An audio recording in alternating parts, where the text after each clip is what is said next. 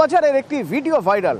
মালবাজারের councillor নাকি প্রাক্তন চেয়ারম্যানের উপর চড়াও হয়েছেন, এরকম একটা ভিডিও ভাইরাল। এবং কাউন্সিলর দাবি করছেন আসলে প্রাক্তন চেয়ারম্যান আর্টিফিশিয়াল ইন্টেলিজেন্স দিয়ে ওই ভিডিও বানিয়ে তা নাকি ভাইরাল করে দিয়েছে। আসল ঘটনা কি জানতে পারছি আমরা, কোথা থেকে এই সমস্যা শুরু? আচ্ছা, এই দুজনের মধ্যে সমস্যাই বা কেন জানবো। রকি রয়েছে সরাসরি আমার সঙ্গে মালবাজার থেকে। রকি, অতনু, মালবাজার পৌরসভা তৃণমূল কাউন্সিলর অজয় লোহার এর ভাইরাল ভিডিও কাণ্ড কেন্দ্র করে কিন্তু মালবাজার এলাকায় অসন্তোষ ছড়ালো।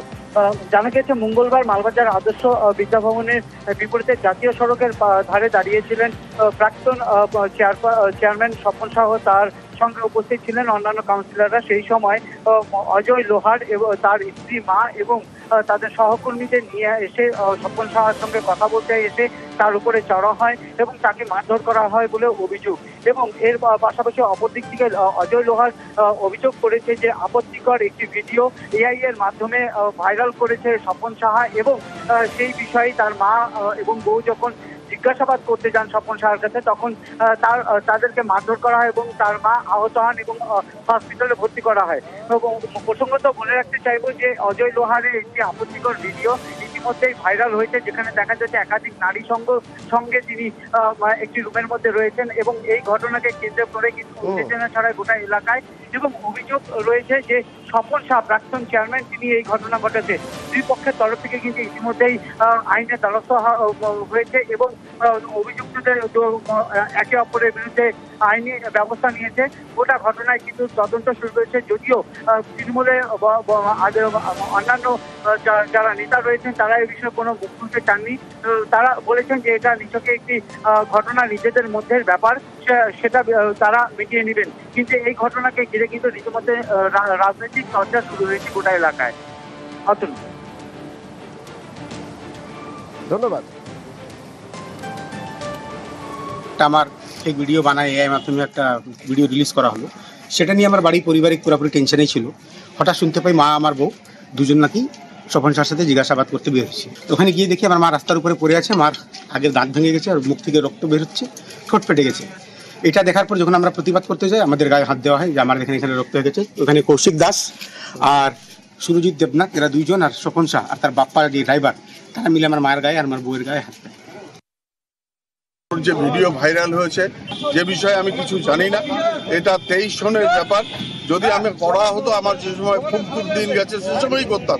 আমি এর মধ্যে কোনো জড়িত না, আমি কিছু জানি না। আচানকই মানে আমাকে আক্রমণ করলো, প্রাণনাশের হুমকি দিল। আমি থানায় এসেছি যে তার মাকে নাকি মারা হয়েছে হাসপাতালে। খুব মিথ্যা কথা এটা। ওরা মারতে গিয়ে ওর মাকেই ওরা মারে।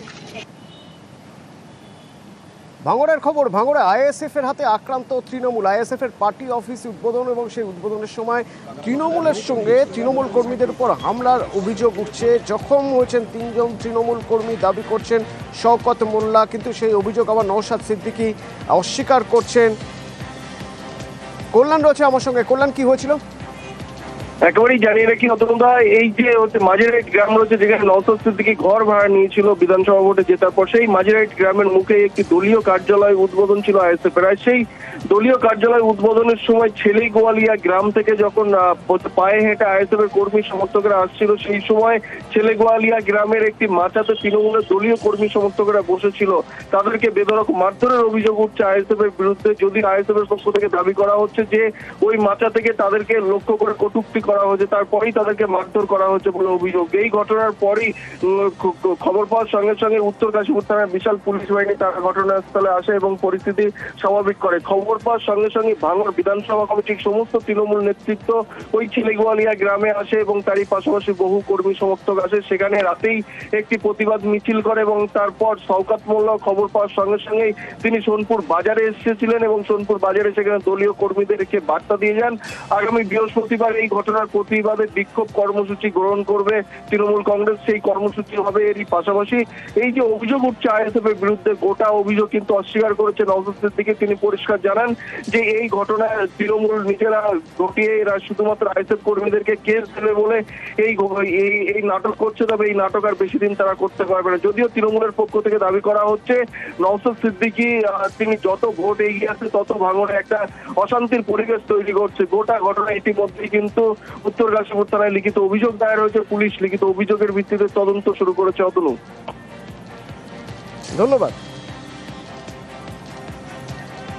নওশাদ সিদ্দিকী এখানে একটা মিটিং ছিল ভণ্ড, ও মিটিং করে মাঝেরাইটে মিটিং করে যাওয়ার পর আমাদের ছেলেরা ছেলে গোয়ালিয়াতে একটা জায়গায় বসেছিল, হঠাৎ করে এসে তাদেরকে মারধর করে।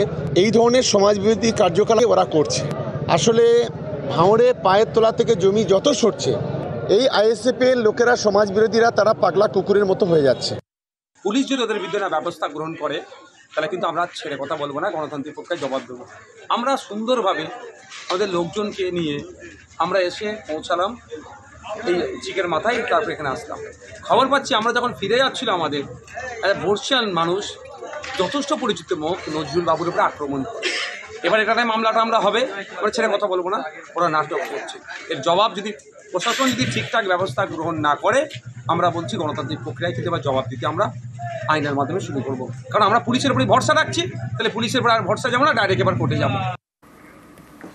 বাঁকুড়ার বাড়িতে কালী পুজো কল্যাণের।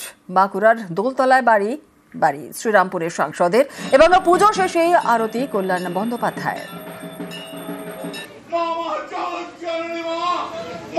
সবাইকে শান্তি দাও, সবাইকে ভালো রাখো,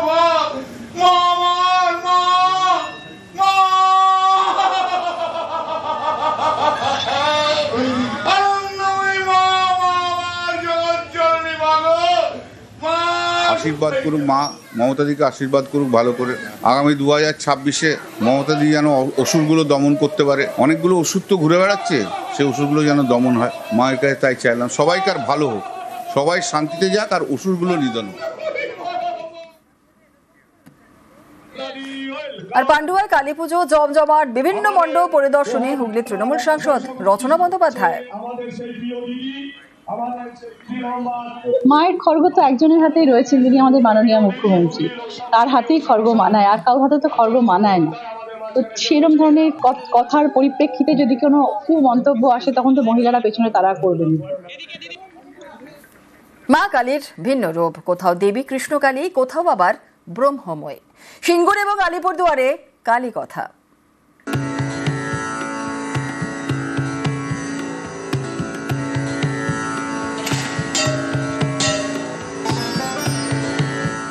এক হাতে খড়গ, আরেক হাতে বাঁশি। হুগলির সিঙ্গুরে কৃষ্ণকালী, মা এখানে ব্রহ্মময়ী। সিঙ্গুরের সন্ন্যাসী ঘাটায় প্রায় 100 বছরের পুরনো মন্দির। যিনি কালী তিনিই কৃষ্ণ। কথিত আছে এই স্বপ্নাদেশ পেয়েই ব্রহ্মময়ীর প্রতিষ্ঠা করেন চিকিৎসক যতীন্দ্রনাথ মুখোপাধ্যায়। আমাদের শান্তিকালী কৃষ্ণকালী, ব্রহ্মময়ী কৃষ্ণকালী। বলি তো হয় না, আমাদের বলি হয় না। আমাদের এখানকার যিনি প্রতিষ্ঠাতা যতীন্দ্রনাথ মুখোপাধ্যায়, তিনি তার মানস লোকে যে ছবি মায়ের দেখেছিলেন, সেই ছবি তিনি প্রতিষ্ঠা করেছেন। আমরা সেটাকেই মানে সবসময় অনুশীলন করে আসি। আলিপুরদুয়ারের দেবী ভুবনেশ্বরী, মাথায় সোনার মুকুট। আলিপুরদুয়ার শহরের অরবিন্দনগর, এখানে রয়েছে ভুবনেশ্বরীর মন্দির। দেবীর রূপ এখানে শান্ত। দুবেলা মাকে সকালের দিকে ভোগ দিয়ে, প্রতিদিন ভোগ দিয়ে পুজো হয়। সন্ধ্যার দিকেও একটু আরতি হয় প্রতিদিন। সেবায়তরা সারা বছর নিত্য পুজো করেন। প্রত্যেক অমাবস্যায় চলে বিশেষ পুজো। মায়ের গায়ে স্বর্ণ মুকুটে থাকে তো, যার জন্য অনেকটা শেপের দরকার, যার জন্য বছরে একবারই খোলা হয় ওই বাসের পূজার দিন। তাছাড়া এমনি সবসময় বন্ধ থাকে। আলিপুরদুয়ার থেকে রাজকুমার কর্মকার ও হুগলি থেকে রানা কর্মকার, নিউজ 18 বাংলা। বাঁকুড়ায় জীবন্ত কালী, বাড়ির বড় বউকে মা কালী রূপে পুজো। ইন্দাসের সাঁতরা পরিবারের বিশেষ কালী পুজো।